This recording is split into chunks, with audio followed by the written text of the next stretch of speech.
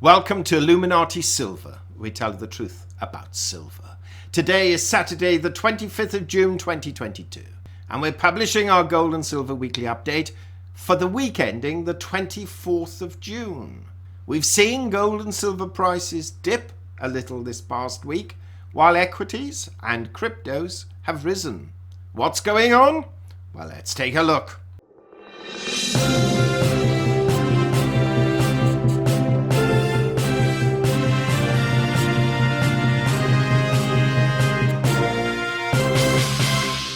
Gold fell $12, falling from $1840 to $1828, having hit a high of $1848 and a low of $1818, a fall of 0.7%. In sterling terms, it finished the week at £1,490, that's down £16, and in euros it closed at €1,732, that's down €21. Silver fell 51 cents, falling from 21.69 to 21.18, having hit a high of 21.95 and a low of $20.66, a fall of 2.4%, nearly 2.5%. In sterling terms, silver closed at £17.27, that's down 49 pence, or virtually half a pound on the week, and in euros it closed at 20.07 euros, that's down 0.59 euros.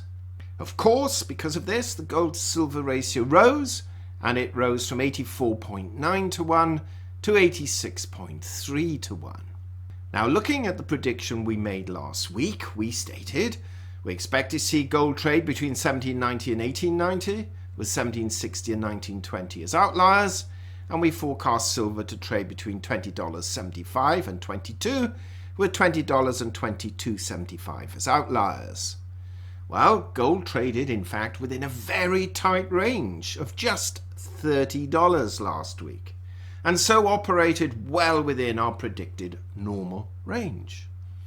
Silver traded within a slightly proportionately wider range of some $1.29. Again, though, falling within our normal trading range, save for a few minutes or maybe half an hour when it fell into our outlier range by 9 cents. Moving on to other financials, Bitcoin has risen this past week by $1,753 and currently stands at $21,114. You may hear thunder in the background. I'm not sure if it will appear on this tape, but I mentioned Bitcoin and the heavens open up. Equities too staged a reasonable recovery last week. The Dow Jones closed on Friday at 31,500. That's up 823 points on the day and up 1,612 points on the week. It's worth bearing in mind that the previous 2 weeks it had fallen well over 3,000 points though. So it's only made up about half of those 2 weeks' losses. The S&P 500 closed at 3,911, up 116 points on the day and up 237 on the week. And the Nasdaq Composite closed at 11,607, up 375 points on the day and up 809 points on the week. Moving over to oils, interesting. Brent crude closed at $113.12, that's unchanged. And WTI crude closed at $107.62, and that's down $1.94 on the week. At some stage, these two the gap between them will close. Whether that will mean Brent will come down or WTI will go up remains to be seen. Now, importantly, the dollar index is still standing above 104, and it's at 104.18. That's down, admittedly, 0.52 points on the week, but is holding quite steadily at this 103 to 105 level. Now, what's happened since our last report? Well, we saw existing home sales for May fall by 0.19 million, but was in line with expectations.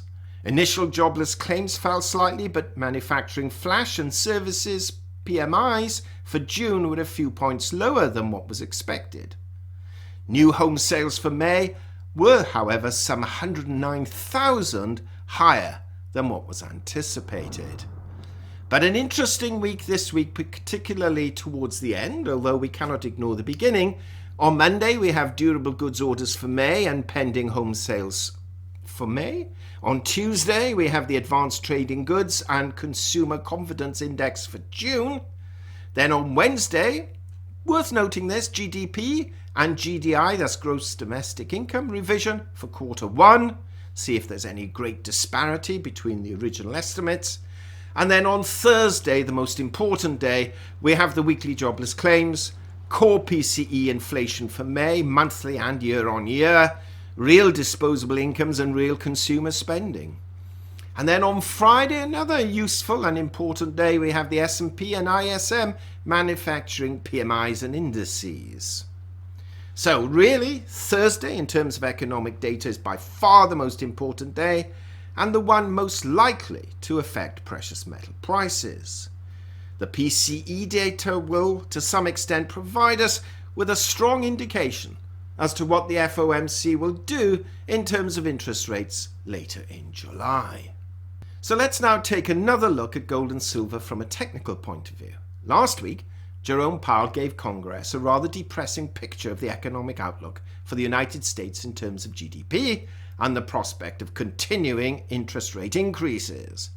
One could argue that the main priority for the Fed now is controlling inflation, and that will come at a price, a higher dollar and higher rates, and therefore quite likely lower precious metal prices and potentially short-term lower equity prices too. Powell even mentioned that the medicine the Fed will provide could potentially push the United States into a recession. Yes, inflation may help gold, but the tools used to curb it, i.e. interest rates, will hinder its progress and potentially put it into reverse. It's certainly not going to help silver either, and if global demand is affected because of a potential recession, silver's in a double jeopardy situation. Now, technically, gold has some support at 1800, but much stronger support at the good old 1750 level. Remember that? A few months ago, we were very dependent on that being strong support. We also cannot rule out 1700 when the interest rate decision is upon us. Resistance is seen initially at 1850, which was previous support, followed by 1880. And should this break, then 1900 is the next call. Silver has resistance at 2150 and then 22 above it, with a number of points ultimately leading to 2350. So should there be a shift in sentiment, you could see a reasonable rise from 22 plus to 2350. We'll express in a minute why we don't think that's going to happen though, but it's potentially there. To the downside, we have a significant number of points down towards $20, and should that break in a meaningful way, $18 is seen as the ultimate floor, at least for the next couple of months. Now, we suspect we're off that level during the next week or so. In other words, it won't quite go down to that level. But as the next FOMC decision looms, and depending on the economic data that comes out between now and then, we cannot hand on heart say that $18 will not be reached by the end of July. We can most certainly, though, predict some volatility in the weeks ahead. So, in view of all this, what can we really expect to happen to gold and silver prices this coming week? Well, not allowing for any change in geopolitics, we still have the Russia-Ukraine war going on. We also have a number of other infractions, incursions, and political upsets. But if we assume that they remain relatively as they are now, we expect to see gold trade between 1780 and 1880. In other words, dipping slightly, with 1765 to 1900 as outliers. And we see silver trading between $20 and $22, so a little bit more to the downside, with roughly 1950 to 2250 as outliers. If we wanted to be 100% safe, we'd say $19 to 23. But whilst we're expecting a few moves, certainly Thursday, Friday, 1950 should hold. What do you think? Do share your thoughts, please. Thank you so much for listening. If you haven't done so, give us a thumbs up, subscribe, press the bell sign. Have a safe, enjoyable weekend. Prosperous week ahead as always. And tomorrow we shall be repeating this video under a different thumbnail and headline. Thank you for listening. Illuminati silver owners come from a background of banking, international wealth management and economics. Having now retired from these worlds, we are not qualified to give investment advice. Therefore, this and other productions must not be deemed to be giving such advice and merely represent the personal views of its owners.